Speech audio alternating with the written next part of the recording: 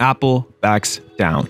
According to The Verge, we discovered that swapping the iPhone 13 screens voids Face ID no matter what screens you use. We've also since discovered that swapping this chip via microsoldering to the new screen brings back Face ID, which is an extremely lengthy process and requires a lot of skill. But yesterday, The Verge released an article stating that Apple told them they will release an update that would allow users to keep Face ID after a screen swap, whether or not you use genuine or non-genuine parts.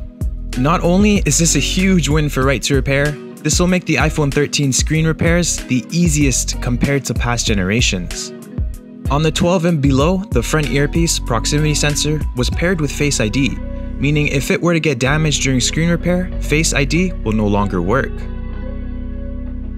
On the 13, the proximity assembly is no longer paired, meaning even if it is damaged, you can replace it and Face ID will still work. Unable to activate Face ID is a pandemic affecting many iPhones all around the world, caused by many factors, but most relating to the front earpiece speaker assembly.